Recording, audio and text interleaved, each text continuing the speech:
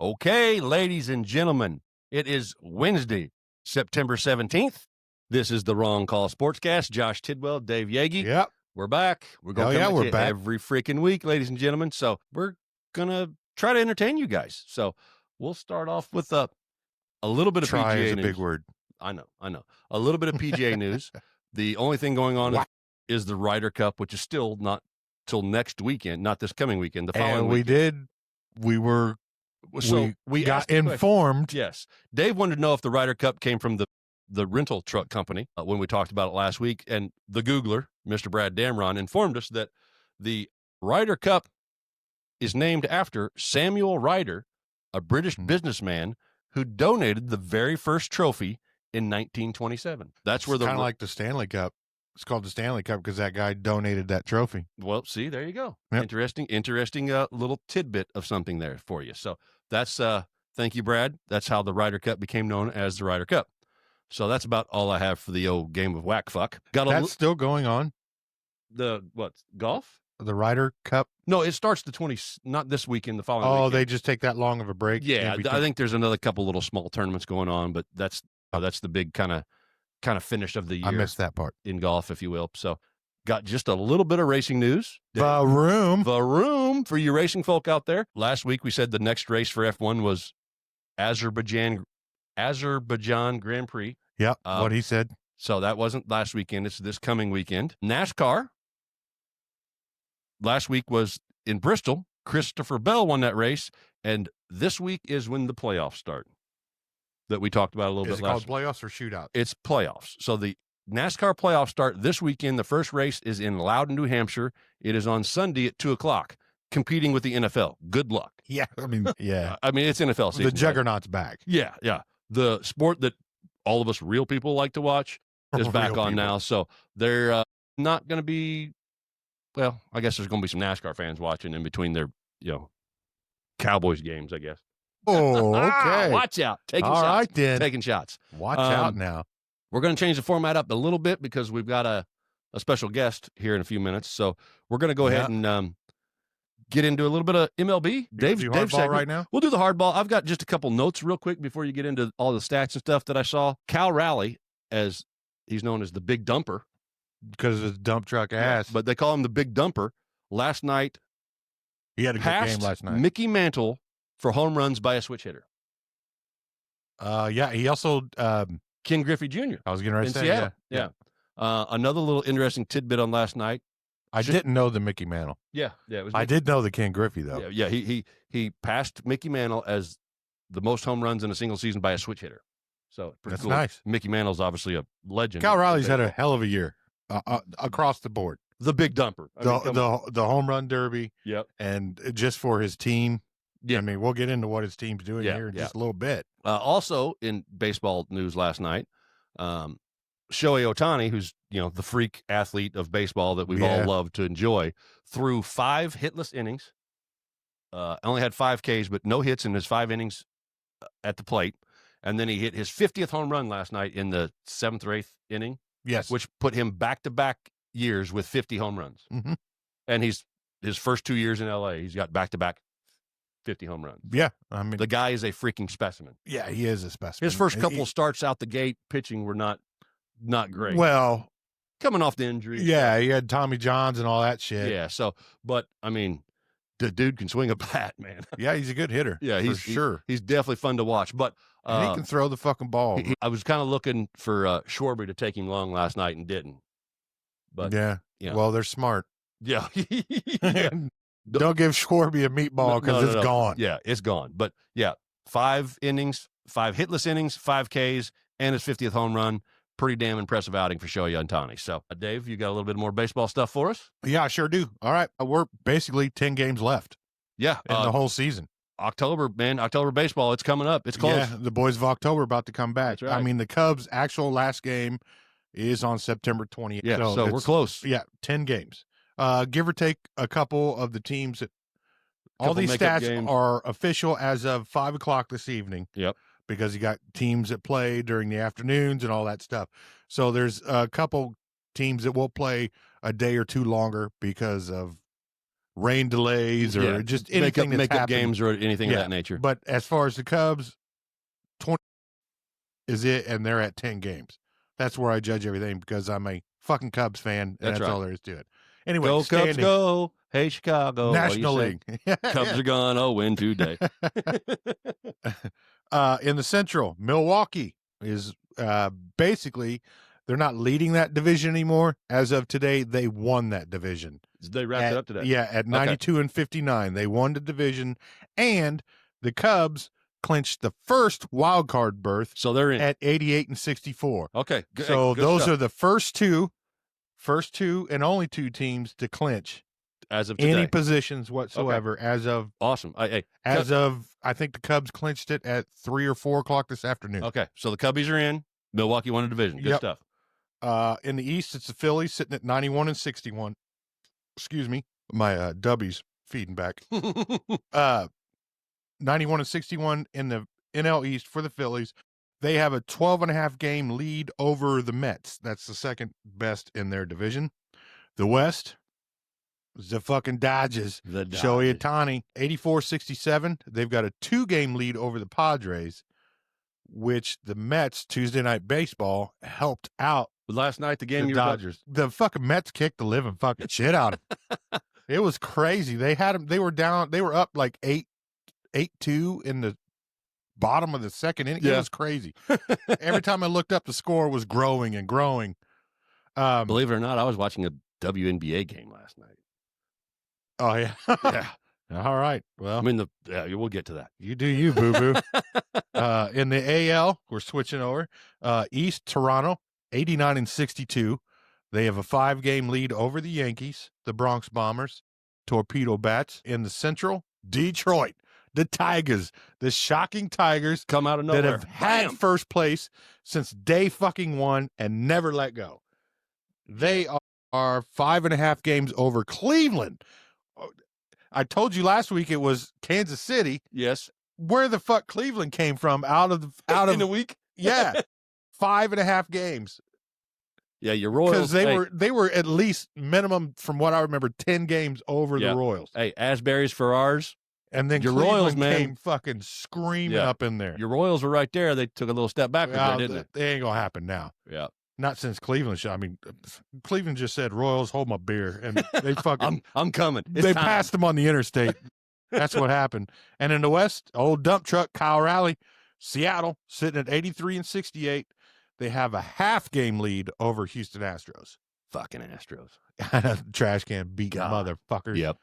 But that's your standings right there. Of course, I told you 2 that clinched. Yep. Couple quick things. Let's get to the run differentials. Yep. We like those. Once the playoffs come in, it doesn't matter anymore. Zero. This is league wide. This is league wide, not division wide. I'll give you the top 3 in each, best and worst, but league wide, not division wide. So best, we'll start at number 3. The Phillies sitting at a plus 129. Yep. Schwarber, fucking Kyle, hitting motherfucker. Hitting dingers. I love hitting dingers. Number 2 is the Cubs. They've been there solid. Pretty much most of the first and second place. Yeah, they're sitting at a plus 133. And the Brewers that came out of nowhere after the All-Star break. Just destroyed. Before the All-Star break, you thought the Cubs had that division locked down. Oh, they were smooth sailing. Yeah. And then they dropped 10 right out of the All-Star break. And Brewers won 14 straight. Unreal. It was crazy. Yeah. It's still crazy. And the Brewers won the division. The Cubs locked up the first wild card spot. So they're both in. Yeah, they're both in. So if it goes, hang on. Hey, they've already got the brackets out. So the Cubs would play. It's a quiet pause. Yeah. Yep. Never mind. Close. I saw it earlier, but I didn't write it down. I already saw the bracket and who the Cubs would play in the first round. We'll get back to you next week on that. The top division winner, AL, NL, the top 2 seeds, they have a bye week. They go to round 2, and then the other teams all play each other. The other 2 division winners play the wild card. Yes. And then there's playoff games. Yes. For each side that's a 1 game off, and You know what I'm trying to say. You know, you picking up what he's putting down? Yeah, anyway, Brewers at 180. I don't know if I said 180 yet. All right, the worst, starting from 3, the Angels, Mike Trout, poor guy. Please go to another team. But he's so far in his career, he ain't moving. No. There's no reason to. He's made hundreds of millions of dollars. Ridiculous money. Yeah. Baseball players make great ridiculous player. money. He will be in the Hall of Fame, but he only got to play in one playoff game. Yeah, and it was a play-in game. Yeah, with the career he's had, that is a shame. Yeah, and he got to play. If you look in the future, 20 some odd years from now, and somebody actually tells the young kids that Mike Trout and Shohei Ohtani were on the same team together, yeah, everybody be like, "Man, you're full of shit." Yeah, did they win 5 World Series? No, they lost the only playoff game that they ever went to. But the Angels last at 138, third place. The Nationals negative 190. And here we go, the Rockies. What are they at this week? What was the last one? Yeah. No, I didn't. I mean, who was above them? Not necessarily where they were at last week. They're basically all the same. Okay. So but the Rockies increased. Yeah. They were at 377 last week. So they're at 402. Close, 398. Negative 398. But side note for the Rockies. Did they get another win to not get that? They got another. They got 5 more losses. Yes. But they got another win, and they are no longer one of the top 3 worst teams in baseball history. So give it up for the Rockies. Yeah, give it up for the Rockies. Yeah. So you still lost 5 real quick. We do our shittiest quarterback segment that everybody likes, but I mean, you talk about some shitty baseball. Yeah. Run differential negative 398. Yeah, that's come on. bad. That's bad. It was 377 last week. Yeah, I know, and they went backwards more. I mean, they're kicking ass, taking names. Golden Colorado, baby. Yeah. So let's get to the. That's why. Hey, Milwaukee's best. Unleash the beast. Colorado and their Coors Light can just eat a dick. Oh, sorry, Coors Light drinker. My bad. Let's get to the top 3 wild card spots in the NL. Cubs, they already clinched, so there's only 2 more spots left available. Padres and Mets are duking it out for that. Yep. I already told you how far back they are in the divisions. Mets are farthest back, but they're still in the top 3. And in the AL, we got the Yankees, the Astros, and the Red Sox. Okay. I don't think the Red Sox were. No, they weren't. So they've moved up and gotten themselves in contention with 10 games left or whatever it is. So yeah, I mean it's down to the wire. So I heard somebody on one of the baseball shows I was listening to talk about, we talked about last week a little bit, Aaron Judge, where he stands in the echelon with who he's passing, the legends that he's passing in baseball with his home runs and his hits like that. If he never gets a World Series championship, does that change where he stands and everything? Now, obviously, he's having a monster freaking season. He had one last year, too. Cal Raleigh, with what he's done, passing Mickey Mantle, a baseball legend, Judge is still probably going to win the AL MVP. He is the favorite for the MVP. But, man, like Cal Raleigh out of nowhere, a guy I've never even heard of until this year, just phenomenal season. Switch hitting, I think it's pretty damn impressive. So yeah, give it up for Cal Raleigh. He's had a hell of a fucking year. Yeah. I just, like I said, the nickname, the Big Dumper. I mean, it's Pat McAfee's the one that gave him that during the home run. Boomstick. Yeah, that's a fact. We love Boomstick here in India. And now that we're done with baseball, we're really close to something else that I like, some stick and puck. The hockey. When's that shit? NHL preseason starts on September 20th. That's just a couple days away. That's 3 days away, buddy. Oh, shit. See, Dave does the MLB and the NHL stuff. I do the college football. We're going to get some fucking Smash Mouse board riding, fucking all kinds of stuff. But October 7th is when the official season starts. Okay. And it kicks off with 3 games. Of course, you've got the defending champ Panthers, Florida Panthers. They're going against Chicago Blackhawks. That game starts at 5 Big p.m. opening Eastern. day. Yeah, that's their like the NFL does with the old champ. Yeah, they get the first the former champ, whatever the fuck you want to call it. Defending champion. Defending. There you go. That's the word. That's the word. And then Greenwood education, folks. Don't worry about it. They like to serve you 2 more that day as well. And that would be the Penguins and Rangers at 8. And then the Avalanche and Kings at 10:30. Okay, so you get that's your day of hockey. October 7th, day 1 hockey, full-on season. Put a pin in it, NHL fans. It's coming. It's close. But like I said, October baseball's coming. NHL's kicking off. Checking. One-timers. Fucking bring it on. We're going to get more sports.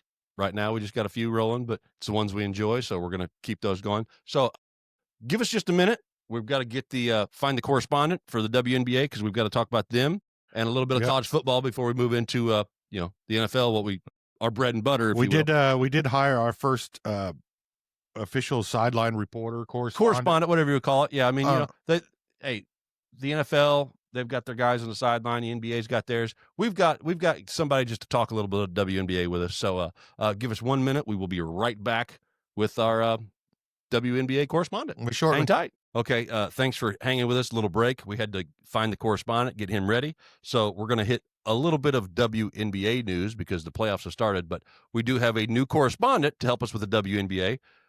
This is Rickey Dilderson. Hi, everybody.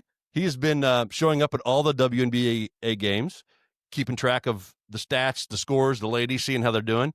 He's been a big fan of the league this year. Yeah, so. I love the league. They're pretty inviting. Well, yeah. I mean, they love you. You love them. And I love them. Sounds like a match made in heaven. So the WNBA playoffs started on Sunday, Rickey. Yeah, they did. I'm pretty excited.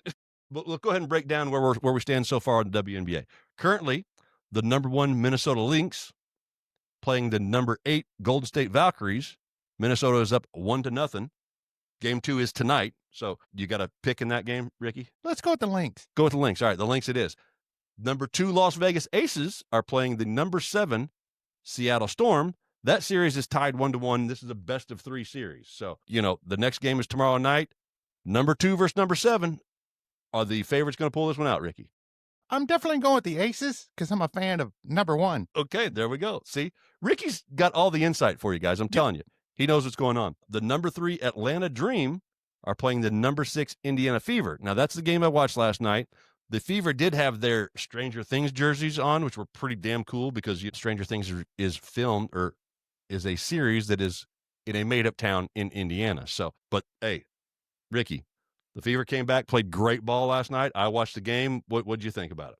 Let's go with Fever all day. All day. Come on, Fever. All day, Fever. And they got no Sophie Cunningham, no Caitlin Clark. Yeah. Good stuff. Fever, next game is tomorrow night, which today is Wednesday. We'll get this out on Thursday, but the game is Thursday at 7:30. Lastly, we have the number 4 Phoenix Mercury and the number 5 New York Liberty. New York leads that series 1-0. The next game is tonight. So, Mercury and Liberty. Who you got, Rickey? I like the Big Apple. Let's go with the Big Apple. Okay. Anything you want to add about? So I know I've noticed you've been showing up at some NFL games too here recently. Yeah. Personally, I got some extra time off with the playoffs coming, and the NFL's letting me dick around and come out, hang out the end zone. Caleb Williams is my favorite player. I love him. So, well, Rickey, we love seeing you at all the sporting events, taking your time to get a little bit of insight for us. We're going to have to get you on the sideline a little bit more, but Rickey, thanks for joining us today for the WNBA. Thanks for having me. This has been great. All right. Hey, Rickey, we will see you next week. All right. We'll see till next time. What's happening. And by next week, when we do this, it will be the next round of the WNBA playoffs. So I might get T-shirts. Who knows? He might get T-shirts. Rickey might have his own T-shirts. So, Rickey, thank you for joining us.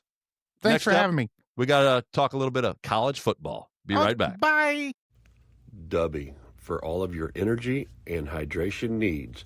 Comes in tons of fantastic flavors. Check them out at dubby.gg. Enter the promo code THEWRONGCALL at checkout for a 10% discount. Again, that's 3 words, The Wrong Call, for your discount. Check them out. Tastes fantastic. All right. We are back from WNBA. Hi, everybody. Thank you, Rickey. Dave had to take a quick break real quick. Yeah, we had to go get the pizza, and you guys got to meet Rickey. Yeah, we want to thank Rickey for coming in and helping us out for a minute there. College football. Yep. That's the last thing we really got to do here before we hit the big boys, the NFL. 5. It used to be the ones that get paid. Yes. Well, yeah. Legally. Yes. Well, Alabama always paid all their guys. Just well, yeah. That's why he said. That's why he said, "Fuck this." USC, Pete Carroll. Oh yeah, they were getting paid. That's why I said legally. Legally. So, 5 of the top 25 teams went down this past week in college football. Number 12 Clemson lost to unranked Georgia Tech in a great freaking game. But Clemson got beat 24-21 by Georgia Tech, again unranked. Number 15 Tennessee lost to number 6 Georgia. Obviously the higher seed there won, but that was another great game, 44-41. some good college football. Now, number 18 South Florida lost to number 5 Miami. Expected. Miami's again the U. That was 49-12, and then number 8 Notre Dame Irish lost to number 16. Should not have been ranked number 8 at all. Not with being 0-1. We had that discussion last week. 0-1 and then having a bye week. Yes. So, but number 8 Notre Dame lost to number 16 Texas A&M 41-40. These are back-to-back heartbreaking games for Notre Dame, and I think it's probably destroyed their playoff chances because they only had 2 ranked teams on their schedule this year, week 1 and week 3, I guess, technically, and they lost to both of them. Now, both of them were a score game close, but you just lost. But other teams can move in the ranking. But those 2 losses when you're not in the conference are going to be probably too much for Notre Dame. When you're playing a solo game. Yeah, so it's probably going to be too much for them to overcome, which, the way college football is with their playoffs, it's heartbreaking. I mean, I'll watch every Notre Dame game the rest of the year because I'm an Irish fan. But when you know that you're literally playing the next 10 games for nothing, Well, you might get a bowl out of it. Well, sure, you can get the Cracker Barrel new logo bowl. Or not anymore. But they are going back to, aren't they? Because people got mad. Uncle. Well, I mean, Cletus or whatever. It's on the menu. Yeah, that guy. Yeah. But I'm just saying, those bowl games ain't shit what they used to be. I mean, before the NIL and all this Bad Boy Mower Bowl. Well, yeah. I mean, the Texaco Haviland Blind Athletes Savior Fund Bowl. Against drugs. Yes, those mad. So, yeah, that was a heartbreaking loss for the Irish. And then number 11, South Carolina, lost to unranked Vanderbilt 31-7. The Vandy, yeah. So I only know that from basketball. Well, yeah. So the new top 10, the current new top 10 this week is Ohio State, number 1. Penn State is number 2. LSU is number 3. And before I go on with this, just because I thought it was funny. So LSU beat Florida this past week. And Brian Kelly, who was the former Notre Dame coach, press conference after the game, did you hear about that stuff? He pulled one of them Herm Edwards moments at the podium afterwards. So he gets up there and the announcer asks him, "What's going on with your offense? Why can't you run the ball?" And he said, "Are you serious? That's the first question you're asking me? We won, didn't we? We play this game to win it." Oh. And so on the mothership the following day, they're interviewing Herm. He's like, well, he kind of missed it there. You play to win the game. So, but Brian Kelly went into one of them whole rants about, we won the game, didn't we? I heard a Herm Edwards get interviewed earlier this week. Yeah, and he said the biggest mistake I ever did in my entire life was not trademark that. Yeah. Because he goes to airports and shit, and everybody's like, "You play to win the game." Absolutely. He's like, "Oh." So Brian Kelly went on a big old, stink on we won, didn't we? You play this game to win it. You play to win the game. So, but after that rant, though, Herm Edwards and the Jets with Chad Pennington went on to win the division. Yes. So LSU's number 3, the U, Miami's number 4, Georgia number 5, Oregon's number 6, Florida State 7, Texas and Arch Manning, who had another horrible outing against a terrible team. But that boy ain't ready. No, he's got to come back another year. His camp and everybody told you he was not coming out this year. And I knew that, but too. Cleveland and all the Colts fans are salivating. Yeah, I mean, it's not going to fucking happen. No, he's got to come back another year because he is not ready. But no, Texas is number 8. Illinois is number 9. Keep that in your mind for a moment. And number 10 is Fighting Illini. Number 10 is Texas A&M, who just beat Notre Dame. So we've got a couple top 25 matchups this weekend. There's 3 top 25 matchups. You've got number 17 Texas Tech versus number 16 Utah. We have number 22 Auburn versus number 11 Oklahoma, and number 9 the Fighting Illini going to Bloomington to face the number 19 Indiana Hoosiers. 7:30 Saturday night. That game's at Memorial Stadium. Going to be awesome. And I think the Hoosiers are actually favored in that game. But both of those teams haven't really played anybody that non-conference, easy bullshit. No, but the Hoosiers put up 73 last week. This is one of the best teams that the Illini's had in a while. Oh, quite as far as the age of the players, and they've played together for a few years. Yeah. So that's another good couple matchups. And again, we're Indiana folk. His son goes to IU. I'm an IU super fucking fanatic. So it's going to be a great game. Pulling for the Hoosiers all day. I just mentioned Brian Kelly and his little rant. When he did that rant, was it in that fake ass Louisiana accent that he tried. Yeah. That he tried when he first got When hired. he got down, all of a sudden he was Cajun. Yeah, he was choking on gumbo and all that stupid shit. Idiot. I'm glad we got rid of him. I'm glad the Irish booted him. That was straight cringe. No, I'm sorry. That was total cringe. Irish didn't boot him. He left to go to LSU. Yeah, they offered him more money. And he said, well, I wanted more opportunities to win. And Marcus Freeman, unfortunately, up to this year, has played way better ball than he has at LSU. But, again, regardless. So Dabo Swinney, who is the Clemson coach, had him a meltdown at the stadium at a press conference, too. Yeah, I heard about that. Because he lost, they lost to Georgia Tech, and he went on a rant. He's like, well, if Clemson, if y'all want to get rid of me, if you guys just don't like winning, if you don't like winning, you just let me go. Well, first off, after you get a loss, yes, don't ever say if you guys like winning. Well, yes, because you currently just did not do that. I know, but he's going off of his last 10 years, couple championships. I know, but you're literally coming up. Let's read the room here, buddy. Well, absolutely. They're only busting your nuts about what just happened. They don't give a shit about the last 10 years. No. That's how the media works. That's how we work in this room. Yeah. Unless we like legacy things like opening day of the NFL. We spent probably 2 hours just talking about our favorite NFL players. Yeah, in the garage. Since we were fucking kids. Just random. Just best receiver of all time, running back. Just great conversations with everybody that was there. Because we love it so much. But the media wants to, you just lost the game you weren't supposed to lose. Instant gratification. Yes. What have you done for me lately? Don't say if you don't like winning. Yeah. That's when he should have realized. But he's also, he doesn't want to play the new game. That's where I was going with that. Yeah. So, Nick Saban is going to go down as one of the greatest college football coaches of all time. Okay. Yes. But how can he not? Yes. But I'm not even a college fan. But you know who Nick Saban is. Yeah, I acknowledge that 100%. Yeah. He won a championship in LSU. He won a championship in numerous championships in Alabama. But these old school coaches, the way it's changed with the transfer portal and NIL money,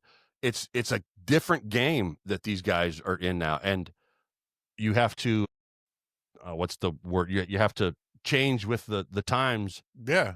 Your old school shit's not going to work, but everybody's more competitive now. There is parity with the NIL because everybody can pay their players legally. Yes. So there is some parity that comes there, which is, for a fan, it makes it more exciting. The extended playoff makes it more exciting from a fan point of view, but from a X and O's coaching standpoint, it's a completely different game now that these guys that have been so successful have been used to for so many especially years. The older college coaches, their whole goal, they were so successful on recruiting. Exactly. Which is like just here. Their goal is to get into here on a top recruit's family room and talk with the mom and dad. Sell the school. Sell the school. Sell the NFL dream to these kids, and that's what Saban was so good at. Nick Saban, with all them years with Derrick Henry and those guys, these kids were 4 or 5 star running backs out of high school that knew that if they sat on the bench for 2 years and didn't play, that 1 year they got to play was going to put them in the NFL. Basically, that's what Saban was so successful. The receivers those years he put out, and the defenders and the running backs. But Swinney's he's the old school guy. Yeah, he won the old man in the room. Yeah, he's showing his age, which he's actually probably still a great coach. Oh, absolutely, but he refuses. He wants the top recruits, and then let's get a couple NIL guys. Yeah, and just add some spice to the flavor. It's just a different game. Whereas all these other teams are like building.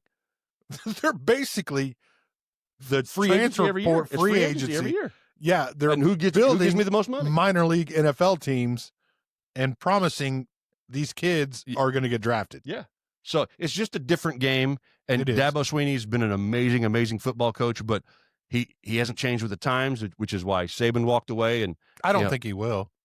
He probably won't. Some of that's arrogant because I think Dabo Swinney's in his mid-50s or something like that. He's already made his money. Oh yeah, he's won multiple national championships, so he's revered in a way in college football. But again, the times just changed. Be the grumpy old man that has a house on top of a mountain and fucking shoot at anybody that comes at you. That's right. So, but yeah, another meltdown about the way losing to Georgia Tech. So that is about it for college football. So we are going to take our first actual break here and come back and recap week 2 of the NFL. Yep. Everybody say hi to Rickey Dilderson. Rickey's there for moral support for us. Yep. He'll be a big part of our group moving forward. We just hired him. Yeah, we did just hire him. He's pretty excited our to be here. Our first official employee. Yeah. Rickey Dilderson. He stands tall and does his job well. So, yeah, we're going to take a small break, and we'll see you on the flip side. We'll be right back. 2 and 2. We're back from our quick little break. It is time to recap week 2 of the NFL. It was a good one. There was some good games. There were some close games. A lot of freaking injuries, man. We lost 5 quarterbacks this week. Oh, yeah, we did. Yeah. So a couple of them are out for extended time. A couple of them are questionable this week. So we'll get to them as we kind of go through the games. But we started out week 2 with the Washington Commanders at the Green Bay Packers on Thursday Night Football. That was Packers all day. It was, and Micah Parsons might really be the difference, man. Game wrecker. Yeah, he is a game record. Now, I think he only had a half a sack that game, but through 2 games, he's got 1.5 sacks. Yeah. Well, I mean, Jaden Daniels, as good as he is, welcome to your sophomore year. You know, they typically always do have a little sophomore slump. That's the way it works. And Jaden Daniels obviously had an amazing rookie season. But you think about a couple of those wins were some of those crazy, the Hail Mary play. They did win a lot of one-score games. Yep. Towards the end of the game, but they still won. Yeah. Hey, you play to win the game. Yeah. Exactly. The only thing that matters at the end is the scoreboard. That's a call back from last segment. That's right. The only thing that matters is the scoreboard at the end of the game, regardless of how you got there. So that's exactly right. But yeah, Jaden Daniels got hurt in that game, twisted an ankle, or rolled up an ankle or something like that. So he is, I think the last news that I read is questionable moving forward, but he was one of the 5 quarterbacks as we go through the recaps that were injured this past week. Yeah. Big name. Yeah. Yeah. So yeah, Packers, I think, do you think they own the North right now? Would you give it to them? I mean, Detroit, we'll get to the Detroit game, but Detroit came back firing on all cylinders after the week 1 Detroit's loss. playing with their food again. But the Packers first. I'm going to say this real quick about the Packers. Okay, Brett Favre, when he won the Super Bowl with the Packers, was 27 years old. Okay. Aaron Rodgers, when he won the Super Bowl, was 27 years old with the Packers. So you're telling me Jordan Love turns 27 in November or October. Okay. During this with the Packers. And what those quarterbacks have in common. So I'm just throwing that out there. I know, but what those quarterbacks have in common is, like, in today's NFL, they force these rookies to come in and start. And Jordan Love sat behind Rodgers. Rodgers sat behind the old gunslinger. Favre, well, he was drafted by Atlanta, got traded to Green Bay. So Rodgers sat behind Favre too. No, that's what I said. Rodgers sat behind Favre, and Favre was drafted by the Falcons and got traded. But he wasn't starting in Atlanta. But Love sat behind. It's all the same. It is. I mean, accoutrement. Yeah, look at you. Are you making up words? That was from New Orleans. Nolans. The Brian Kelly. Accoutrement. Yeah. So the Packers, I think, are get your W. Get your W. Hydration and energy. We have both. But the Packers are, I'm pretty sure, the favorite to win. Now, they actually lost Jaden Reed, the receiver. Tore his ACL, I believe, was it? No, it's not that bad. No? Okay. I know. I just knew he hadn't come back, but it's going to be a few weeks. Okay. So that was I think it's actually a shoulder or something. That was a big name loss. I could be wrong. Game, and obviously Jaden Daniels losing him, which, again, last I've heard, I'm not 100% sure where he stands, but he left that game with us. Washington lost some O linemen. Yeah. They lost other pieces in that game. So moving on to the Sunday early games, I got to try a couple fucking bangers in there. Yes, there was. So we will start off with the Browns at the Ravens. Not a banger. Not a banger. No, that was a 41-17 game. Now, in 2 of my 3 fantasy leagues, I have Derrick Henry, and he didn't do dick. How do you score 41 points? And the star running back had like 20 rushing yards. Well, Cleveland had that game close, and then Flacco threw that interception, and it broke it open. Yes, but the Ravens played with a lot of short fields. Yes. Based off of turnovers and the special teams field position game. So if I'm not mistaken, and let me look, the Ravens did not have a lot of offense in that game. Lamar threw for 225. Henry ran for 23 yards. Lamar Jackson ran for 13. So, I mean, we're talking less than 300 yards of offense, and they won 41-17 against Cleveland. Yeah. So Flacco obviously didn't look fantastic. Dylan Gabriel, the number 2 quarterback, got a little bit of playing time in that game. Yeah, he showed up for a series or two trying to do the, that kind of thing. He was 3 for 3 for 19 yards and a touchdown. Well, that's pretty good. That's 100%. Buddy, that doesn't put him on a shitty quarterback week list. That's the problem with the Giants is they want Jackson we're talking about Cleveland right now. I know, but I'm just saying the Giants want Jackson Dart so bad that they put him in for a series. Yes. And they immediately know what's going to happen. Anybody that plays against them, they're like, all right, let's fuck this kid up. Yes. So they're trying to do that with Jaden Daniels in Cleveland, but you're all messed up. Jaden Daniels in Washington. God damn it. Well, hey, I swear he's not drank that much. Dylan Gabriel. My bad. Shador Sanders is behind him. Don't forget about Shador. Yeah, that dude don't even put on a helmet yet. So, yeah, the Ravens, with little offense, destroyed the Cleveland Browns. Yeah, they did. 41-17. Next up, we had the Jags at the Bengals, which turned into a close game. That was a very close game. Jags had a chance there, but unfortunately, in that game, we lost Joe Burrow. Yep. And this has been, we talked about this off air a little bit and texting back and forth a little bit this week. So Joe Burrow is in his 6th season. Exactly. And I mean, Joe Burrow is a bona fide stud. He's a great, great quarterback. He is the last true old style quarterback that plays like Brady and Breeze and Manning and those guys. Yeah, that could pick apart a defense. Yeah. He only runs when he's got to, if he's got to get a couple yards. But he's a pocket guy that can pick apart and read. I want the ball on the spot. Yes, yeah. And it's a damn shame that all the money that Cincinnati's, I mean, as a fan, you love offense, right? You love the big plays. You love the big yards for the receivers. Because offense sells tickets. Yeah, defense wins championships. Absolutely. And Joe Burrow and the Bengals have put up astronomical numbers, but they have not protected this guy by any means whatsoever. No. Let me it's see. Almost a crime. It really is. And I thought I saved something, but I may have deleted it when I was showing your wife pictures. So there was a comparison that they did on the mothership. It's on the socials. If you want to look it up, I posted it yesterday. Yeah. Joe Burrow and Andrew Luck, they compared them 2 guys off of where they're at. Andrew Luck played 6 seasons. The sacks, the QB pressures, the hits. Joe Burrow I think, had more sacks but less hits than Luck had through 6 seasons. And Burrow's missed more games than Andrew Luck did through 6 seasons. Yeah, he's had the last couple shortened years. Season. Yeah, the wrist injury. Was it an ankle injury? But now the toe. Which, and somebody please change the definition of turf toe, because it literally sounds like you stubbed your toe. But it's actually a pretty terrible injury. That he tore ligaments in that shit. And it's just horrible to walk and stand on and mobility. So, but turf toe just sounds like such a bitch injury. It kind of does. It does. It kind of does. It's like, what, your vagina hurts, so you can't play? But the Bengals have not. You have a prolific quarterback and a prolific receiver, and you cannot protect him, and he's getting hurt.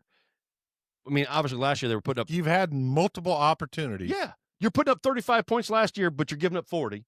But you've had multiple opportunities in multiple drafts to get an offensive lineman. Yeah. Same thing the Colts did with Andrew Luck. Exactly. I mean, that's why. And Andrew Luck had his kidney split in 2. Yeah, lacerated kidney. Yeah, fuck that.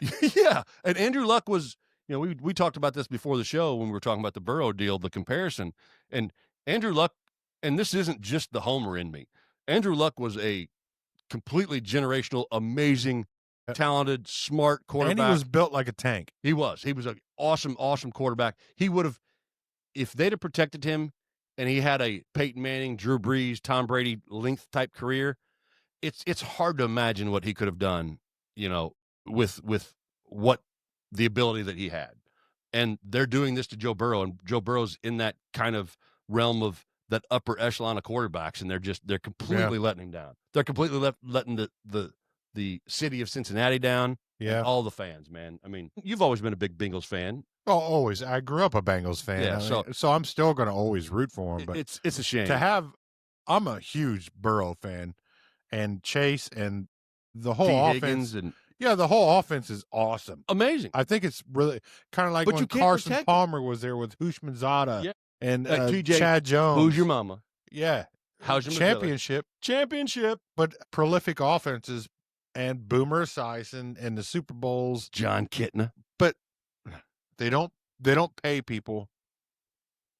They're a habitual poverty franchise, but they don't need to be. They are. But I mean, for a minute after Jamar Chase got his bad deal, ownership. It is what that is. Jamar Chase, when he got his contract, and it's moved up since then with like Myles Garrett and these guys, but Jamar Chase was the highest paid non-quarterback in the NFL, which is great. I understand that because he is an amazing receiver. He's a game changer. Yes, he is a game changer. But you got to give Joe Burrow time to get him the freaking ball. Yeah, no shit. A lot of those were just chucking it in the air and hoping for the best. And Jamar Chase is good enough to make those happen, but Burrow had no time. And obviously, you've just lost a franchise quarterback for the year, and their chances of making the playoffs are, completely went downhill. Yeah. I mean, Browning did good a couple years ago when he stepped in for him, but it's just he's serviceable. Yes, he's not bad. No, but with all the weapons that they have, he still may look pretty good. Yeah, but a guy of that talent, you've got to protect him, man. You've got to protect him. The Colts did it to Andrew Luck. That Ryan Grigson was a horrible fucking GM. I don't know why we decided that, but moving on. Well, we decided. He showed us that. Giants Cowboys. What a fucking game, buddy. Are you kidding me? I'd never in a million years expected that. After the shit that the Giants put on the field last week. Yes. That was, I couldn't believe it. So Malik Neighbors is, as they like to call him, he's him. He is him. And Russell Wilson, not that he looked great, but he put some yards up. Jesus Christ, he played like 2013 Russell Wilson. Yeah. But but again, because Neighbors are so well, just, hey, chuck the ball in the air, bro. Yeah. Go get it. Yeah. But he did drop a couple dimes on him. Fucking was that defender nasty? With his eyes, the ball. Put his hand right over his face. Yeah. Neighbors is Malik Neighbors played at LSU, and then Aubrey out of nowhere busting a big old 63-yarder to take it to overtime. Oh yeah, here's Aubrey. He sent the game. Okay, they went in overtime. Yes. He hit a 64-yarder to go to overtime. Yeah, when it was all said and done, he hit the game winner. Yes. And it was 46 yards. Yeah. See? Uh-huh. You see what he did 64, 46. I didn't do that. Aubrey did that. Aubrey did that. Yeah. But, I mean, what a game. Not expecting that whatsoever. So, I mean, Dallas is working on losing their D. After that game, neither team had a defense. Well, no. But, I mean, like I said, Wilson, they did give Jackson Dart a little bit of a minute, try to see what he was worth. Well, yeah, but every time he comes in, they know exactly what's going to happen. But, obviously at the end of that game. It's kind of like the old Wildcat plays. Yeah. But the NFL was cool with for 2 years straight. At the end of that game, Russell Wilson, he chucked one up for Neighbors that last play. Yeah, but he got picked. But he threw it like, hey, Neighbors was streaking down the sideline, and Russell threw that thing to the inside. It was the easiest pick you could get in the NFL, I think. Yeah. So that was a great fucking game. It was a good game. I enjoyed the piss out of it. I was rooting for fucking Giants all day. I was too, just because to see the Dallas lose. I mean, you love seeing Dallas lose. We do, at least. That was the greatest game that Russell Wilson ever played in his entire career. Well, I don't know if it'd go that far, but no, literally stat-wise, that is, and Okay. I'll tell you later. Okay, so yeah, that is Russell Wilson's greatest stat line he has ever played, ever, and that includes winning a Super Bowl, going to another one and losing. That is the greatest stat There line you go. that Russell Wilson has ever had. He's going to back it and up. I will tell you later. He's going to back that up. Yeah. So, but the Aubrey with the 64 to go and to the overtime 46. and the 46 to win, 2-2, flipped a coin. Hell of a finish. Positive, negative. But next up, we have the Bears and Lions. And the Lions said, "Fuck you, Ben Johnson. We can do this without you." Yeah, that was what we were worried about coming in. Remember, into the season, week one, especially after week one when they were so vanilla. Yes, yeah, and we were like, okay, they lost their coordinators. The Lions are playing with their food again. Yeah. Oh my God, they said, "No, we're still here. We are still badass." Goff 5 touchdown passes. September is let's think about it. October is let's get at it. Yeah, that's the way the NFL works. Goff made it happen. And he did. He looked good. Yeah, the whole he team did. looked good. Yeah, Detroit came back. Now it's still Chicago. Yeah, and I'm not sure if I'm not sure if Caleb Williams is the guy. He Well, shows flashes that's here and NFL. there. That's NFL Jesus, man. Again, that's only going to last so much longer. He keeps his shit up. I mean, don't get me wrong. Romo Dunze, because he's on my fantasy team, that's the only reason I know, had a pretty damn good outing. 160 yards and 2 touchdowns. But Caleb actually played good that game, so I wouldn't put it all on him. No. It was just the Lions were just fucking coming at Dan you. Campbell said what we've all been, everybody in the media has been saying, how are they going to do with their coordinators gone? Ben Johnson knows everything about them. Dan Campbell said, I might have had something to do with this fucking team. And they put it on the Bears. Patriots at the Dolphins. Another great game. 3-27. Yes, it was. There's a fucking stat from that. Malik Washington for Miami returned a punt. Then the back-to-back. Was that? Okay, yeah. And then the Pats' Antonio Gibson returned a 90-yard kick return. Yeah. Okay, that's the second time in NFL history that has ever happened. Okay. I didn't know it happened before. The very first time was in 1992. Desmond Howard for the Redskins. Okay. And then followed immediately back up with Deion Sanders prime for the Falcons. Yes, that's where he was originally so drafted. Both of those were originally drafted because Desmond Howard went on to win a Super Bowl with Brett Favre as the fucking Packers, because remember, he was the number 1 receiver then. Yes. Okay. Yes. Okay. Wow. In 1992. But yeah, that was actually awesome. That was late in the game too. That was a great game as well. Miami takes that thing back. Yeah, they got the lead with that one, didn't they? Yeah, and then fucking immediately following the Pats take one back. That was good football. It was fun shit. Niners at the Saints. Who knew? 26-21 I didn't game. watch a fucking lick of that. I game. saw a few highlights. I did not either. I'm not a fan of either one of those teams. Saints are fucking terrible. But they did terrible. put up points. Well, what did it end up? 26-21. Yeah. How the fuck does that happen? But the Niners quietly somehow. Now the Niners lost Brock Purdy in that one. Yeah. No, they lost him last week, didn't they? Or no, I thought they lost him. Either way, they got regardless. And George Kittle was week 1. Yes. So Niners are back in injury hell. Yes, they are. No Kittle, no Purdy. Yeah, and Brandon Ayuk is nowhere to be found. Yeah, Juwan Johnson, I don't know if he's back or what, but yeah. Next up, we have the Bills and the Jets. Bills kicked the living shit out of them. 30-10. Josh Allen doing what Josh Allen does. Yeah. Broke his nose, came out blooding and shit. What's the Jets kid's name? Out. That's one that Justin Fields. Justin Fields, concussion protocol. They've already He's already out this week. They have ruled him out for this following week. So yeah, Josh Allen broke his nose, came out. He's wearing a visor this week just to protect the nose. All right. He was pretty pissed about that too. Oh yeah.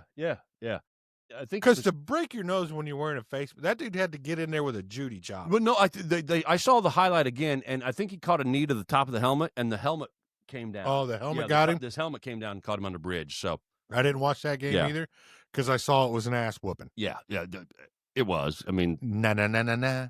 It's the Josh motherfucking Allen, bro. MVP. It could happen again, but my MVP's coming. This year's MVP. When we're going to get that set up because the music's coming. I got a new MVP for this year, Yegi. Okay. I'm going to tell you about him in a minute. We're going to get this. We're learning new software, and the soundboards will come back. Yeah, I because fucking promise. Obviously, we changed with the video. So, but yeah, I've got a new guy's getting this song this year, bro. All right. Okay, we'll get there. So, I don't know. It's Bryce Young, and tell me why. No, it's not Bryce Young. So I don't know when the 4:00 game started, but I'm gonna go ahead and do this one. It started at 4:00. Dude, with the games on my list, it doesn't show the times. This fucking guy. What the fuck? This fucking guy. Do we need Rickey back out here? No. Broncos at the Colts, baby. That was a game. So, all right. Bo Nix is a beast, man. Denver has a top 3 defense in the NFL. They blitz more than any other team in the league. Daniel Jones ate the blitz up. Patrick Surtain is the reigning defensive player of the year. Daniel Jones threw at him 9 times and I think completed 7. Yeah. So I mean, I'm not a fan of the Indiana Jones moniker. Me either. Because I'm an actual Harrison Ford Indiana Jones. He's a diehard Indiana Jones Harrison Ford fan. So please don't fuck with that moniker. But Daniel Jones, like I said, they went after defensive player of the year. They handled the blitz. I mean, I get a little bit of goosebumps thinking about it because I was zero optimistic. Jonathan Taylor is balling. Tyler Warren is the real fucking deal. Yeah. So those are your two best players. Yes. You used the fuck out of them. And they did. And you should. Yes. Colts have a good offensive line. I wouldn't call it great because they'll fuck up every now and again. They will. But they are better than most. To do what they just did against the number 3 defense in the league and the reigning defensive player of the year is pretty fucking impressive. Yeah, because as of right now, the Broncos are basically slated as a playoff team. Yeah. Depending on what they did last year. Well, I mean, the game that... And you got Sean Payton and Bo Nix, and then they signed big-name players. They've got a great fucking defense. Yeah, so, I mean, there's a lot... My optimism is growing weekly right now with the Colts. As a fan, you should be excited. And I was very reserved at the beginning because I didn't know what to expect with Daniel Jones. Nobody did. But you have to think maybe But I showed you the stats. I know. When he had fucking... That one monster year he had in New York. I can't remember the goddamn running back's name. Why am I Saquon Barkley? Yeah, when he had Saquon and everything fell together. Yep. And yeah, so it's basically the same thing right now. They change the scenery. They give him the right opportunities. And he's, again, what he did against the blitz is the most impressive for me in that game. He's a seasoned quarterback. Yeah, but to handle the blitz that well and complete the high percentage that he did against the blitz from a team with a defense like the Broncos is goddamn impressive. And can you believe that currently the leading 2 passers in the league are Russell Wilson and Daniel Jones? Yeah, that's fucked up. Yeah, honestly. and the fact and they're both on. Well, Russell Wilson's on the Giants, and Danny Dimes. And the fact that Indy. the Colts have not punted yet. No, not at all. 0 punts. And they scored on the first 10 possessions of the whole year. I thought, did it end up 11? If it ended 11, I don't know. Yeah, but yes, that's a record. But and no punts in 2 games. No punts in 2 games. Going into Tennessee this week. I have to work at the Colts facility tomorrow. Yeah. I will say, if anybody offers you a Tootsie Roll and a pack of Doritos for Anthony Richardson by trade deadline, you take what any team is going to fucking give you, and you let that project be somebody else's problem. Not because Daniel Jones is that good, but because Anthony Richardson has literally not showed us anything. Anthony Richardson. Talent out the fucking ceiling. Absolutely. But won't read a playbook, won't do anything, quits in the middle of a scoring drive because he's tired, and you should have fucking lied and said you got kicked in the dick or something. You should have lied. Yes. Yeah, but no. If anybody offers you anything, you take it. And that's it. So I read something this week that said Anthony Richardson and his agent met with the higher-ups in the Colts just to kind of feel out, not requesting a trade. They didn't request a trade, but they were just kind of seeing, I guess, there wasn't a whole lot released on it other than the fact that it happened. Feelers out. Yeah, seeing where the organization sees him and vice versa. If Ballard wants to save his name in my mind and somebody offers you something for him, you should probably fucking take it. And I'm not saying, I mean, it's only 2 weeks. It's a short sample. So I'm not saying but those 2 weeks, Daniel Jones has been amazing. Better than the last 3 years with Anthony Richardson. The offense has been efficient. The numbers that he's put up. Hell, I had to pick up fucking Danny Dimes for my fantasy team because I lost Joe Burrow. So, like I said, again, I don't want to be that guy as a legitimate Colts fan that starts screaming Super Bowl. Right. You got to curb your enthusiasm a little bit, but don't go over Homer. Yeah, no. But what he's doing is impressive. It's efficient.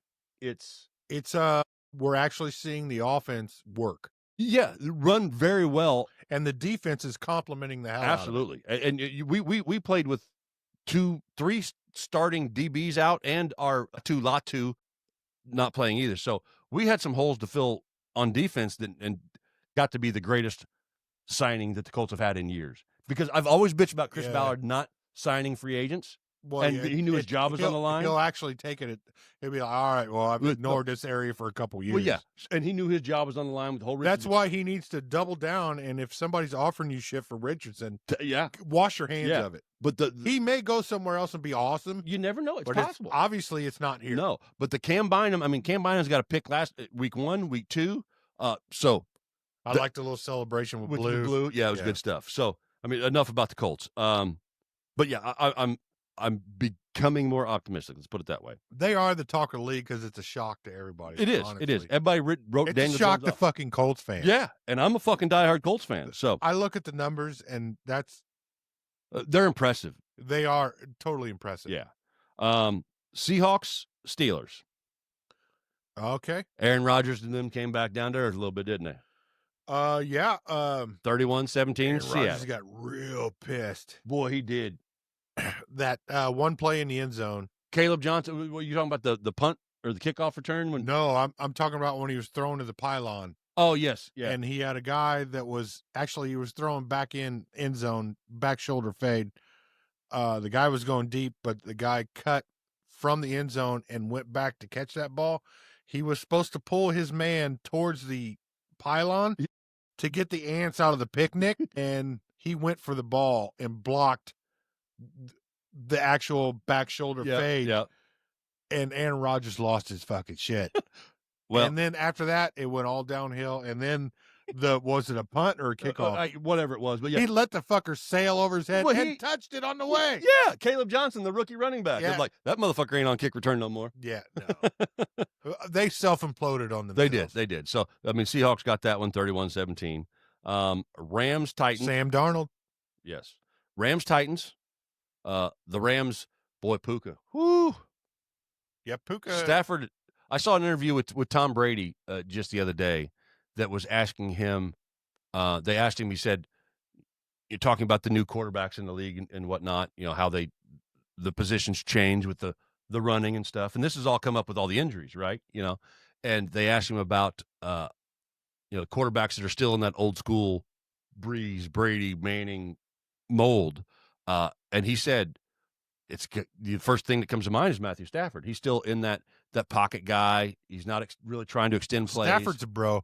But Mafford. Yeah, but Brady said, when you see Stafford take the snap and do those no-look passes, you know, it's because he knows already where the defense is going to be because he's so cerebral. I love Stafford. I always too. have, always will. Loved him in Detroit. He's a straight bro, man. Yeah. But, I mean, they made pretty easy work of the Titans.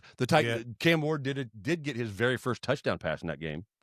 On a scramble. Yeah, he did. One of those plays that they say, don't ever throw across your body, across the field. Yeah, he's doing a Will Levis shit, and it's actually working. It is. I mean, hey. Where there's a will, there's a turnover. That's right. You beat me to it. No mayonnaise on his hands. But rough outing for the Titans. And Sean McVay actually tore his plantar fasciitis running down the sideline on that game. Panthers, Cardinals. Now, this was a whooping most of the game, and all of a sudden, really was. We were watching. I'm thinking, you know, Dave's got a nickname for Bryce because he's a Carolina fan.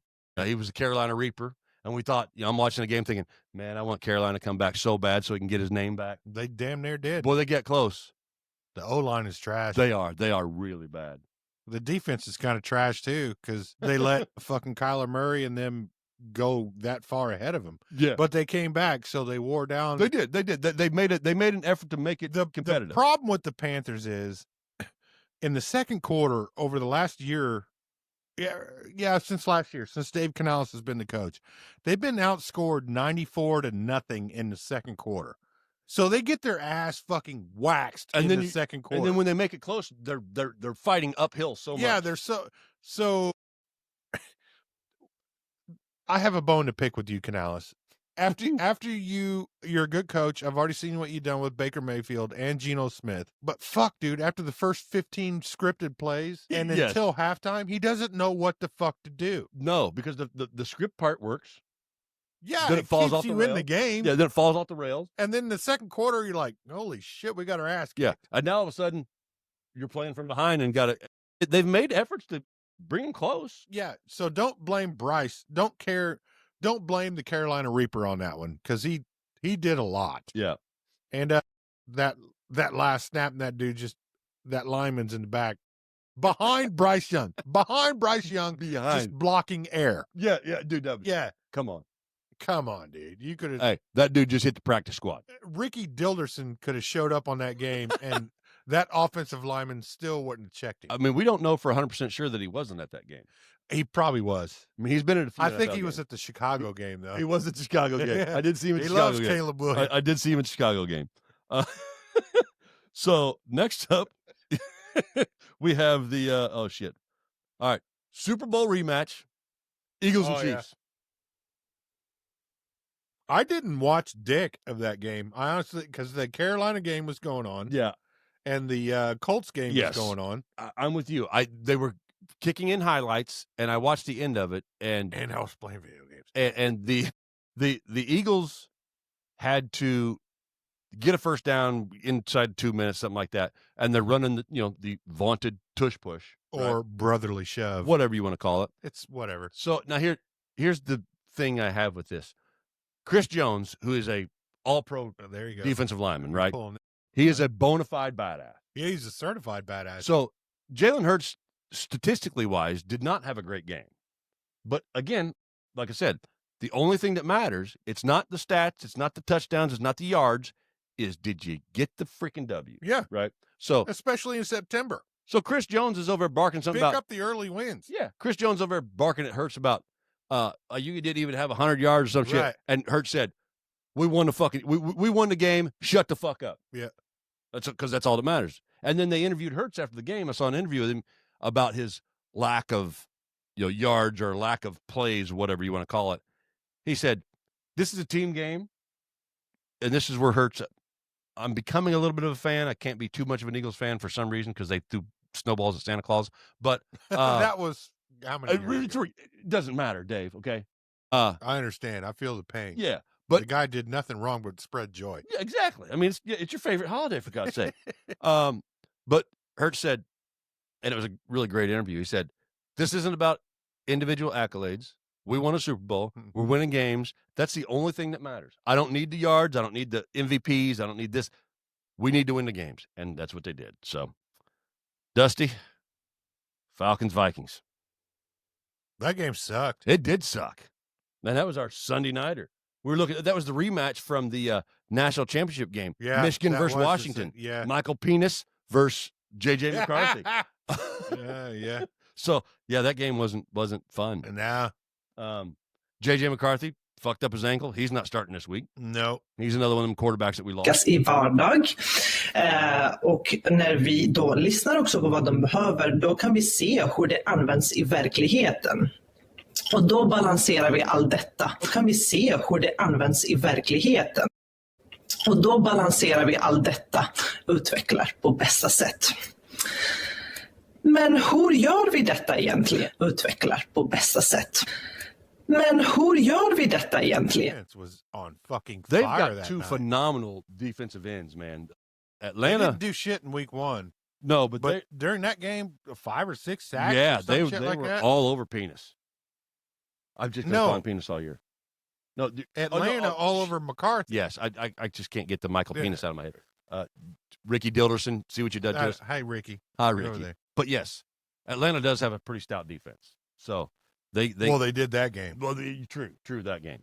And then we ended up with a goddamn Monday night doubleheader. Doubleheader Monday night. Fuck. Now, the first game I absolutely hate this. I do too. Luckily, I can't stay up that late because the 10 o'clock game was boring as dog shit. But the early game, I mean, I've been saying it. I'll scream from the rafters as long as I can. I absolutely love Baker Mayfield. Yes. So and that was a good game. That run that he had, yeah, and it looked like he hit his knee, and he's down, and C.J. Gardner-Johnson comes up, start talking shit. All of a sudden, from 0 to 100, Baker Mayfield jumped up, injuries gone, fuck you, talking trash. He rubbed some fucking dirt on it real quick and started fucking talking trash. Baker Mayfield. So think about this guy's career. All right, Cleveland is in the dog shit dumps, right? They've always been in the dog shit dumps. But they had Baker Mayfield. Who actually won some games for him when he got there. Yeah, but they shat on him the whole time. They get rid of him for Deshaun Watson. Yes. Baker Mayfield goes to... greatest molester of all time. Baker Mayfield goes to Carolina. And Carolina was already a dumpster fire. Nothing to Matt Rule ruining that team. They had Baker Mayfield and Sam Darnold. Yes. So then they let Baker go, and he goes to the Rams. Yes. And gets there in 3 days. Traded him. And in 3 days, he's got to start for the and wins. Yep. Goes to the Rams, wins. That I think that three-day trade to the Rams, throws a big touchdown pass, wins his first start in 3 days in the Rams, rejuvenated his career and said, okay, this motherfucker's good. He hasn't had the right opportunity in the right place. Exactly. And then he bet on himself. I wish it worked out in Carolina, but I know, but that team was a fucking weren't ready for dumpster fire. That team wasn't ready. So for Sam Darnold. No. So Baker goes to Tampa, has a good year, bets on himself on a 1-year deal. Yes. And I like that bet. Bets on himself. That's called fucking balls big enough to come in a dump truck. Yes. Like on Roadhouse. Yes. So Baker Mayfield bet on himself and said, yep, watch me, motherfucker. I'll give you 1 year. Baker is the most exciting quarterback to watch. And keep in mind, he has to replace Tom fucking Brady, who's won a Super Bowl in Tampa. Yeah, Bay. so he's betting on himself to replace the fucking goat. The GOAT, exactly. Just imagine the guy that had to step in after Dan Marino called it fucking quits in Miami, and they still ain't found that guy. Yeah. The closest one to it was Fitzmagic. Yeah. So Baker has had every odd stacked against the fucking guy. Gets here in Tampa Bay, and that motherfucker just wills you to win. That's his fucking team, and that is my team to pick to win the NFC South. I agree. Like I said, I mean, it's theirs to lose. I love Baker. Depending on health of the team, I think it's Tampa Bay all fucking day. I agree. And that was a close game, and they fought it out, and they fucking won it. They did. It was a close game. I mean, the Texans, I think they're still figuring some shit out. The Texans have a good defense. They have a good defense. But C.J. Stroud is going into his third year. Yeah, that's right. It's third year. He's past the sophomore slump. Yeah. So the offense is the problem. It is. That catch that Nick... Nico's badass. That catch is having a resurgence down there, only because Joe Mixon's out. But the defense is good, but the offense still haven't figured it out yet. Yeah. The AFC South is wide open. The NFC South is Tampa's all day, buddy. It's theirs to lose. Yeah. It's theirs to lose. So, again, love me some Baker Mayfield. I root for him. Yeah, I just, like I said, the tenacity. He's my favorite player that's not on my favorite team. Exactly. Yeah, the tenacity and the drive and the fire. Staffy Mathard is on that team, too. So, luckily, I just like really fucking cool. We had a great 7:00 game, which again, Baker willed them motherfuckers to win, and they did. Yeah, it was a good game. It was entertaining. And then we finished the night off with your boy, the Chargers at the Raiders, Justin Herbert. Who gets the new fucking music? That's your MVP candidate right now. You think I'm telling you, Justin Herbert, because he's piping that one girl, Richard or Jenny Beers or whoever the fuck. Oh, Madison Beers. Yeah, Smoke show, buddy. And you've heard for many years. Well, I guess 2 years now, 1 year and a half. I'm mathing. Greenwood, don't worry about it. I've always been a Herbert fan in our fantasy leagues. The day he came in the league, I've always been a Herbert fan. But I saw something today that was kind of interesting. I think it was, God, what the fuck's his name? One of the sports guys said, is there an argument that Jim Harbaugh is the greatest coach of all time? No. No, listen to me. Listen to my reasoning. Okay. I'm going to sit back, folks. All right. So he's never failed. San Diego State took him to promised land. Stanford took him to promised land. Goes to San Francisco. Takes him to the Super Bowl. He leaves, dumpster fire. Leaves Stanford, dumpster fire. Goes to Michigan. Wins the national championship. Leaves, dumpster fire. Goes to San Diego. L.A. Chargers. Yeah, I'll give you that. Putting them back up in. So he's never failed in his coaching career. Because, and when he leaves these coaching jobs, the teams become fucking horrible. So he burns it all down. Hey, well, I mean, obviously all the sanctions and shit with Michigan, okay? I mean, there's some shit there. But everywhere he's went as a coach, super successful. And when he leaves, they fall the fuck apart. I mean, so I mean, I'm not saying he's the. I'm not. I'll give you that, but greatest of all time, you kind of tripped on your own dick right there. I mean, you got Bill Belichick. Ricky, you got that? You got Bill Belichick, okay? But I'm just saying, there's something to be said about Jim Harbaugh as a coach. I'm not saying he's a bad coach by any fucking means. And now in his second year with the Chargers, Justin Herbert's going for that MVP, bud. I'm telling you right fucking now. Well, like I said, the Chargers pull with everybody's heartstrings. I love Herbert. I'm waiting for the collapse, but it won't happen until probably November. Hey, And if Aaron, but go for it, buddy. Hey, go for it. Hey, if Cordell Stewart gets the call for stepping out of the back of the end zone, and Aaron Bailey hit the baby, and Aaron Bailey closes his arms, Jim Harbaugh's in a Super Bowl with Colts as a quarterback. I'm just saying. 1996, motherfuckers. Who was the NFC team that year? Fuck if I know. I just know the Colts lost to the Steelers in the AFC Championship game. All right, let's wrap it up because I got to piss. All right, well, we got one segment first before we wrap it up. What? Bro. I thought it was the next segment. No, we end with this one. We take the break. We pick our next week. Timeout. Fucking, I'm calling a timeout. All right, so, hey. I'm pulling a Harbaugh, calling a timeout. We are taking our second break of the night because Dave's about to piss himself. Hey, Dave. Do you ever get tired of your balls being dirty? Absolutely, man. It's extremely hard to play with dirty balls. Dirty balls can adversely affect the trajectory and spin of your golf ball. Oh, yeah? Well, have you tried one of our new WHS ball washers? Keep your balls shiny and clean from sand and mud. No. Sure, let me try one. 4! Wow. Thanks, Dave. You're welcome, man. And while you're out there, folks, don't forget to pick up new WHS ball washers from Winterhawk Studios. Check them out. They're in your grocer's freezer. Welcome back. We are back from the break. Make sure you get your WH ball washers. They're going to be in the store soon, eventually. But we had to abruptly take our break a little sooner than planned. Yeah, I want to apologize. He said he's going to bust my balls about this. I'm going to, and I will until November. The greatest coach of all time. It triggered. I had to piss, and I'm tired of listening to his bullshit. But at least that was this is how we do it on a wrong call. But that was the last game of the week. It was. We ended with the Chargers win with the MVP. So Justin Herbert. So I didn't say the greatest. I may have said the greatest coach of all time. You did. All I said is you did. Harbaugh has been successful everywhere he went. All right, and we're still doing. He's burned it down. He does. Every time he left, it's all been burnt the fuck down. Did he have a part in that burning down? Maybe. He might have lit the match. Yeah, or at least left a log on the fire. Hey, he threw some kerosene on that motherfucker for you. I guarantee you. That's all I'm saying. That's all I'm saying. I couldn't deal with that shit no more. Yeah, he's like, fuck this. I got to pee. It's break time. Yeah. But yeah, so we're back now. But it's time for everybody's favorite segment of the week. Dave, what is it?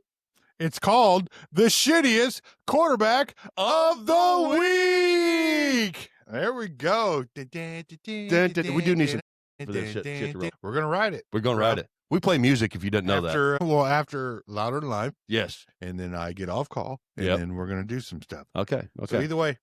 Shitty quarterback of the week. September 17th, 2025. I give you 5. They all stay alive, but they all fucking suck. Unlike hey, I guarantee you, greatest coach of all fucking time. But you going to keep on this? All right. I am. I'm going to bust your nuts. I guarantee you, Anthony Richardson's not going to be in the list this week. No. Okay, I'm just going there. Didn't even put a helmet on. I'm just saying he's not on the list this week. So, Dave, give me the shitty quarterback of the week. All right, number 5. You ready? I'm ready. Let's go. Guess. Who do you think? Bryce Young.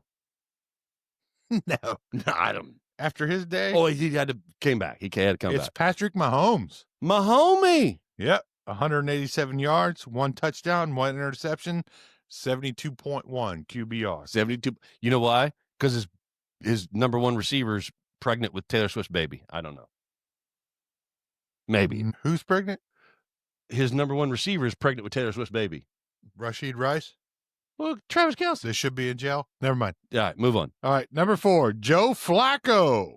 Flacco. Yeah, old heads. We got old heads on here. He's played everywhere in the league. 199 yards, 1 touchdown, 1 interception, 65 point nothing. 65 even at number 4. Yep. And then number 3, we talked about this game earlier, Mr. A.A. Rodgers. A.A. Ron. 203. 1 touchdown, 2 interceptions. Drops a bit. Give me a guess. What was it? What was 4? 65 point nothing. So A.A. Ron is sitting at let's call it 59.8. Very close. 58 even, Steven. Okay. 58 point nothing. 58 point nothing. AA Ron. And then we're going to drop like a fucking stone. Okay. We're going to the bottom of your favorite lake, your lake house, wherever you grew up, skipping stones. Monroe. That's our lake. Yeah, that's our lake. Yeah. That's the big one. Yeah. J.J. McCarthy. Sorry, Dusty. That's your guy. Had a fucking terrible fucking night. Dusty, you get Carson Wentz this week? Yeah. Maybe next week we might have to call you in just to have a little conversation. He was an MVP candidate. He's a Super Bowl winning champion. Nick Foles won that with the Philly special because Wentz was hurt. And Wentz still got the ring. He did get the ring. The Colts thought Frank Reich and Carson Wentz are going to be the savior. That sounds like a great idea. Move the fuck on. Yeah. So J.J. McCarthy, 158 yards, 0 touchdowns, 2 interceptions, 37.5. Boy, you talking about a drop, huh? But wait, there's worse. There's worse. But wait, there's more. But there's more. Yeah. Geno motherfucking Smith for the Raiders. 180 yards, 0 touchdowns, 3 interceptions. Give me a guess. What was McCarthy? 37.5. Geno got us a 27.2. Nah. 37 even Steven. 37. Okay. Well, so Geno Smith is the shittiest quarterback of the week. Way to go, Geno. I'm pretty sure I saw Tom Brady in the booth putting his helmet back on and wanting to go out there. Because he's partial owner. So did you see him in the booth? Everybody else, coaches, he's in the booth with the coaches, and they've all got pullovers and shit on. He's up there in a fucking suit. Yeah, and headphones on. Yeah. Way to go, Tom. I don't know if he's listening to play calls or what. I don't know, but he was doing it in a suit. He's not allowed to go to production meetings or any of that Some of the production meetings he's got to stay out of, and that's been a big talk all week. Yeah. There's a little bit of an edge there that could be construed as taking one for the team, you know what I mean? I don't. Do you know what his percentage ownership is in the Raiders? Well, you got the dude with the bowl cut, Al Davis' son, Mark Davis, the weird fucking Brad. For next week, can you tell us what percentage of the ownership of the Raiders that Tom Brady's in on that, please? Thank you. It's probably 30 or 40% in my mind, but I'm going to flip the coin real quick. Oh, you got the best quarterbacks of the week? Well, I mean that Dallas fucking Giants game was so amazing. Russell and Dak. So 158.3 is actually perfect QBR rating. Okay. So Russell Wilson leading the league in passing yards. Danny Dimes is by one game. Well, yeah, pretty much. But Russell Wilson, this was the greatest game of his entire fucking That's career. what you said when we talked about the game. Yeah. He threw for 450 yards. 3 touchdowns and 1 interception. That 1 interception is what lost the game. The one he chucked up on a prayer. But he ended on a 123 point nothing. Okay. So is it? And then opposite side of the field, Dak Prescott with 361, 2 touchdowns, 1 interception, ended on 96.7. Yeah. I mean, Russell, that game was fucking It was fire. insane. That game. That was actually fire. That was one of my bets last week, and I took Dallas minus the 5.5, and it was a 3-point game, so I missed the bet there. But that was a great game, and I hate Dallas, and I think the Giants are a dumpster fire. But boy, that was exciting football. That was totally unexpected. Yeah, it was totally unexpected. Yeah, but in 2 games this year, 2 games in 1 week have 70+ points in a week. Giants Cowboys, 37 Giants, 40 Cowboys. That ended in overtime. They combined for 77 points. Yep. In the fourth quarter, they combined for 41 points. Yes, I did 41 points in the fourth quarter tonight. Yeah, and I already gave you the quarterback stats for that. But the other 70-point game was the Lions 52-21 over the Bears for 73 points. Yes. But the Lions, again, playing with their food. Yes. But it's easy to prey on the Bears at this point. It's week 2. Ben Johnson, I don't know if Caleb's the guy, but we'll see. Ben Johnson deserves the opportunity as a head coach. Is Caleb the guy for that organization? We will find out. There's a lot of football left. Somebody, I can't remember his name, but somebody said Caleb's probably going to be out of the league in 3 years. NFL Jesus, is that what we had him? That's what we called him last year. That's what the because media that's what him. they anointed him as. And he was going to save everybody. Every other quarterback in that draft, outside of J.J. McCarthy. He's lost every single one of them. Well, I know. Yeah, but every other quarterback in that draft that came out, Jaden Daniels, Drake May, all these guys have been much more successful already. Yeah. And he was the first pick overall. And head-to-head, he's lost every single one of them. Yeah, so we will see what they have. Like I said, I got a little faith in Ben Johnson. Not so sure about Caleb Williams. So we'll see what happens. It's time to make our picks for week 2. Wrap this shit up. You want to start with your bets, or you want to go straight? No, we're going into bets at the end. All right, gotcha. Yeah. So a recap on week 2. Dave went 13-3. Oh yeah. 81%. I went 13-3. Yeah, we had a good week. We did have a good week. We picked some games. So and you hit 2 of your bets. On the bona fide bets, I was 2-2, but I did hit the lock. And I did do what I talked about last week. I did open my separate degenerate gambling account to only bet the bets that we do here. Okay. So the whole season, at the end of the year, we will see what. Told you he was going to do that. Yeah. So at the end of the year, we will see where my money, up or down, comes out of for the entire season on my bets. If he makes $40, he's going to Venmo everybody 50 cents. Sure. Sounds like it. So you can spend on the Wrong Call Sportscast. You could buy at least a koozie for like $5. Or you can go to Dubby and use the Wrong Call and save yourself 10%. Yeah, absolutely. I mean, that makes the most sense in the world. So we're trying to push shit here, kids. Yeah. Are you ready to pick the games for week 3? Yeah. Bring it. Thursday night, we start off with a banger.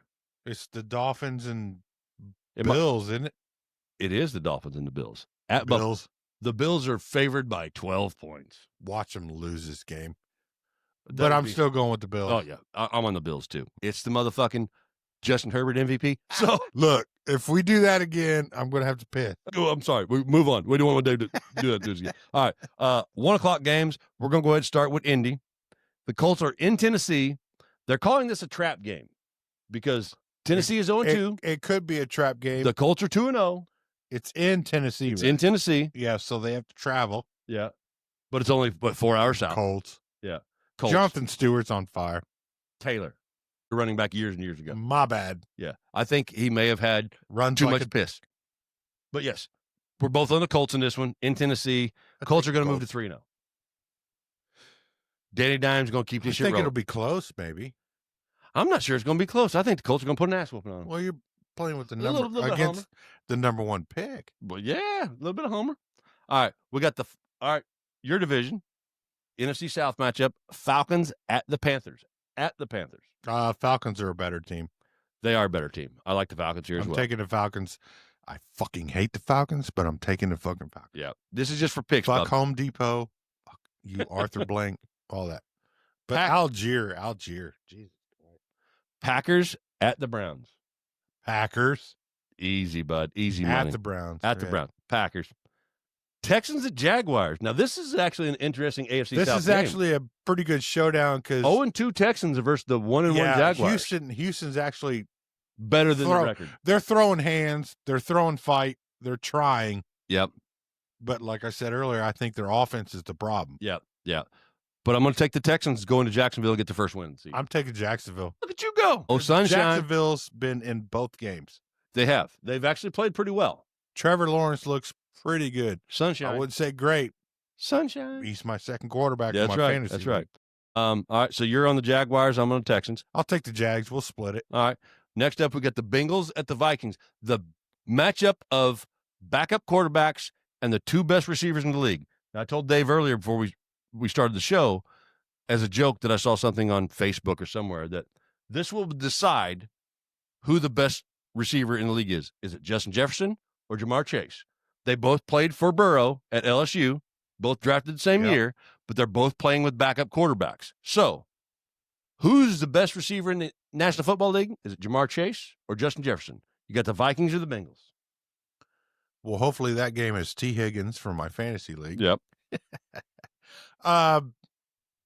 It's in Minnesota. Yeah. Jefferson's played with more backups than Chase has, for sure. Who you got? Fuck, man. I'm going to root for my Bengals. Skull. Taking the Vikings. For Skull? Yeah. Dusty, come on, baby. I agree with that. I'm not bad, but. So you're picking the Bengals? Yeah, I'm going with the Bengals. All right. Next up, we got the Steelers. I already had to pick against my Panthers. I'm going to pick against my B team. Yeah. We got the Steelers at New England Patriots. Patriots. I like the Patriots there too. They're 1-1. Both teams are 1-1. Mo, but yeah, I like the Patriots here. We have the Rams at the Eagles. 2-2-0 teams. Ooh, This is going to be a good game. It's a 1:00 game too. is it? Yeah, Where's it at? it's in Philly. Oh, in Philly. Rams are coming all the way cross country to play Philly At 1:00. at 1:00. Yep. Oh man, I want to pick the Rams here, but I'm on the Eagles. The Eagles haven't done anything super impressive, but win games, like we talked about with Jalen Hurts that last game. Yeah, just get it done. Yeah. It's called get it done. Yeah, just win. So you know what? I'm gonna you gonna go with Stafford Mathard? I'm gonna go with Stathu Maverick. You, buddy. All right. He's got the moxie, bro, and Puka. Okay. So Let's see how good that defense is there in fucking Philly. okay. You're right. Yeah, because they can put up points. I'm gonna do it. All right, I'm gonna do it. You on the going Rams? with I'm on the Eagles. Next up, we got the Jets at the Bucks. Bucks. Baker, baby, come on, bring me some Baker Mayfield. No, what's his face? What's his face? The quarterback for the Jets. Oh yeah, Justin Fields. Yeah, I don't even know who the fuck I the can't quarterback's going to remember be. anybody's name. I honestly don't even know who the quarterback's going to be for the Jets. I really don't know. That's a good question. I don't know. Oh, remember Mark Rippon, the old quarterback Yeah. from the Redskins? Yes. His son just got called up from the practice squad for the Bengals. Really? So he is the third starting quarterback. No shit. Yeah. Interesting. I saw that name and I was like, wait a minute. Where did I know name. that from? Okay. Yeah. But yeah, It's just a fun little tidbit. yeah. So yeah, Bucks. I'm old. Bucks so over that the name Jets. Triggered. Yeah, Bucks all day. Raiders at the Commanders. Oof. No. Okay. So At the Commanders. Jaden Daniels is supposed to play. I'm going to go with Raiders. I'm going to take the Commanders at home. All right. Broncos at the Chargers. Ooh. That could be. AFC West matchup. What time is that? That's a 4:05 game. Broncos are going to L.A. to play the Chargers. Wow. I'm going with the MVP candidate. I'm What going to about die on this hill, bro. What about the coach? I mean, he's done well. I'm just going to go there. I don't want to fire you all up again. You know, out of shits and giggles, I'm going to opposite you, and I'm going to Take the go with Broncos? fucking Bo Nix and Sean Payton. All right. So next up, we got the Saints going to Seattle to play the Seattle. Seahawks. Yeah, Seattle. The Saints suck. If you play fantasy, just pick every defense against the Saints. Yeah, pretty much. They're fucking trash. Cowboys at the Bears. Cowboys. Yeah, Cowboys. I hate picking the Cowboys, but Cowboys. It's at the Bears. It's at the Bears. It's in Chicago. Watch out. You never know what's going to happen in Soldier Hey, Field. I hope the fucking Bears win, That would be awesome. but common sense says You got to the pick Cowboys is a better Yeah. team. All right. Now we got the Cardinals at the Niners. Both 2-0 teams. Cardinals 2-0. The Cardinals are healthy. I'm going to go with Cardinals. I like the Cardinals here too, myself. I really do. So now the Sunday night game, the primetime game of the week, is the 0-2 Kansas City Chiefs versus the 0-2 New York Giants. Seriously? Did you say it? Yeah. Giants. Are you really that high? I don't do drugs, bro. What are you talking about? Okay. I know. No, after last week, Oh, you I'm going out on a limb, motherfucker. You're taking just the like you Giants? did with Jim Harbaugh or John or whichever one it is. No, I want to watch Kansas City fall to 0-3, dude, I do too. and I want the world to burn. And Taylor Swift has to change her hair color. And I don't really care about Taylor Swift. It doesn't care. She makes bangers, but she doesn't hurt my feelings. I don't care who she's fucking. Okay. So you're going to take the Giants over the Chiefs? I just want at home. I want the Chiefs to get humbled as fuck. So you're saying that the Giants After last week, what the Giants did, against I'd the like Cowboys? to see that again. I mean, I would too. I would love to see it, but I'm going to take the Chiefs to get their first win on the road in New York. It'll probably happen. Okay. It'll probably happen. The Giants will probably look like total ass. But Hey. I'm going to take the Giants. That way, if they win, I can be like, fuck I yeah, told you. I said it. Yep. All right. And I dig that. I enjoy that. Well, I want to pick the Giants, but It's a bold move, Cotton. it is a bold move, Cotton, on the Ocho over here currently in Winterhawk Studios. Let's see how it works out. So we finished the week on Monday night. The Detroit Lions at the Baltimore Ravens. Good ass game to finish the week. Week It's 3. interesting. I didn't know that game was in the pipe. Yeah. So we got the Lions. Wow. The Lions were just phenomenal. The Ravens put up an ass ton of points. Where's it? It's in Baltimore. This is a tough game to pick, man. It really, really is. Okay, off of gut instincts, I'm going to have to say that since Baltimore's at home, they're going to win this. I want to pick Do Detroit. I want them to win? No. I want to pick Detroit, but I think I got to go with Ravens here too. Yeah, because they're at home and Henry didn't do shit last week. Yeah, so they're going to but they somehow you know what? No, fuck that. Fuck. I'm picking the Lions. Go for it, bro. I'm picking the Lions. Go for it. Yep. I'll take the safe one. You go for the long shot. I'm taking. We both.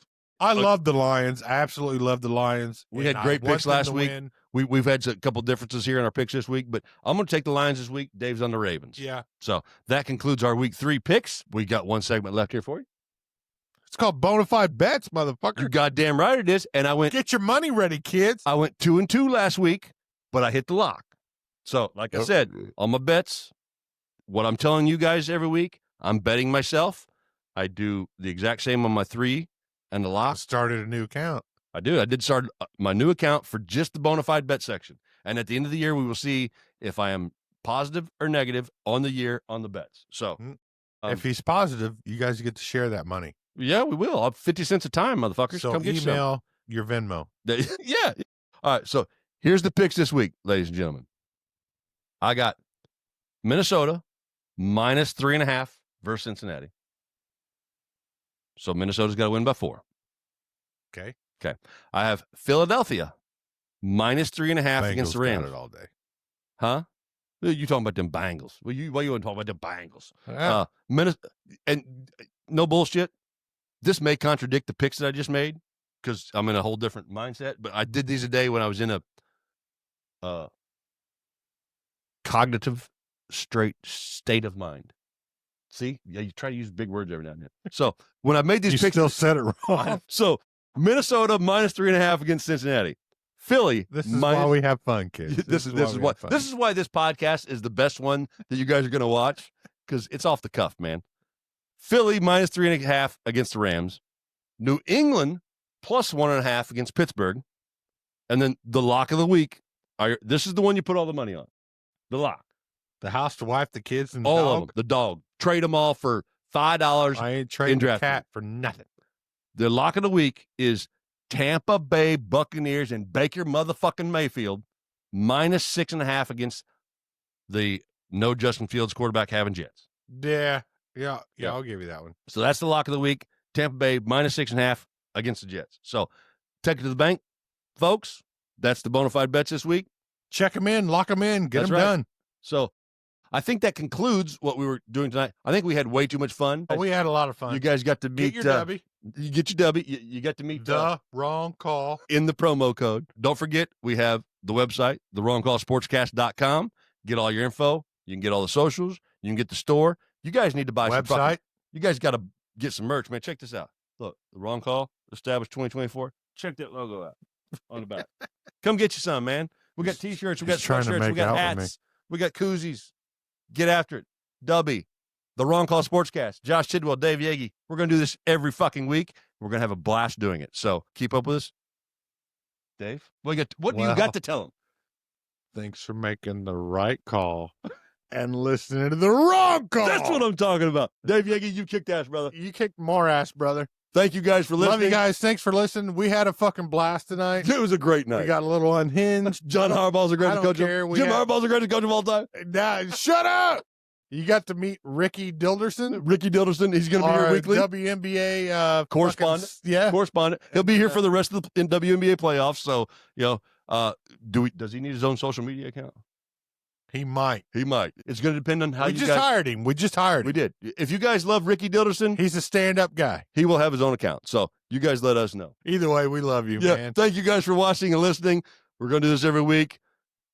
Peace out. Yep. Bye.